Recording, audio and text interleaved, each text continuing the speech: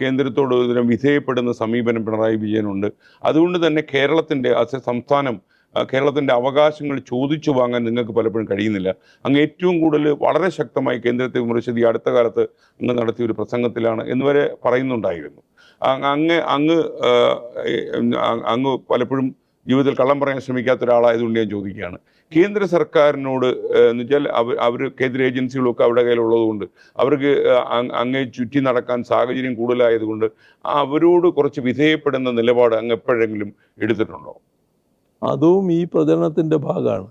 നമ്മുടെ നാട്ടിൽ ഈ പറയുന്ന പ്രൊഫഷണൽ ഏജൻസികൾ നിശ്ചയിച്ചിട്ടുണ്ടല്ലോ, അവർ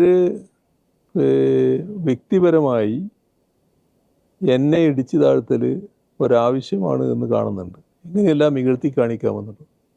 അതിൽ എൻ്റെ ഒരു ജീവിത രീതി എടുത്താൽ, ജീവിതം ഒരു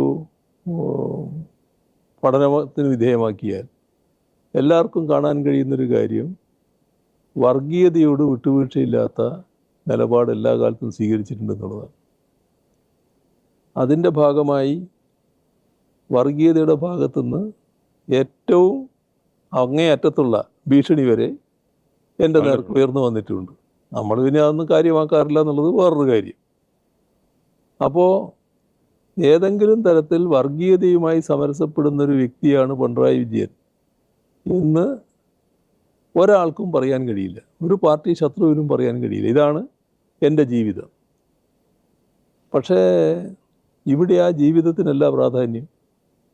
ഇവിടെ LDFനെ എതിർക്കുന്നതിന് വേണ്ടി അതിന് നേതൃത്വം കൊടുക്കുന്ന ഒരാളെന്ന നിലക്ക് എന്നെ വ്യക്തിപരമായി വല്ലാതെ ഇകഴ്ത്തി കാണിക്കണം. അപ്പോൾ അതിനെന്താണ് വഴി? നിങ്ങളീ പറഞ്ഞ രീതിയിൽ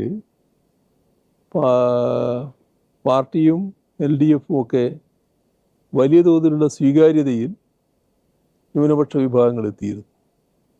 ആ ഒരു ഭാഗം പരിശോധിച്ചാൽ നേരത്തെ പാർട്ടിയിൽ നിന്ന് അകന്നായിരുന്നു ന്യൂനപക്ഷങ്ങൾ പൊതുവിലുണ്ടായിരുന്നത്. ഒരു തരം അകറ്റി നിർത്തുന്ന മനോഭാവം ഉണ്ടായിരുന്നു. പക്ഷെ അവരുടെ അനുഭവത്തിൽ തന്നെ കാര്യങ്ങൾ മനസ്സിലായി.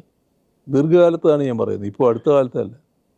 അവരുടെ അനുഭവത്തിൽ തന്നെ മനസ്സിലായി എന്തിനാണ് ഞങ്ങൾ ഇവരെ അകറ്റി നിർത്തുന്നത്. ഇവരാണല്ലോ ശരിയായ നിലപാടെടുക്കുന്നത്, ഇവരാണല്ലോ ഞങ്ങൾക്ക് വേണ്ടി പോരാടുന്നത്, ഇവരാണല്ലോ ഞങ്ങൾക്ക് വേണ്ടി കേസിൽപ്പെടുന്നത്, ഇവരാണല്ലോ ശിക്ഷ അനുഭവിക്കുന്നത്, എല്ലാ ബുദ്ധിമുട്ടുകളും അവരാണല്ലോ അനുഭവിക്കുന്നത്.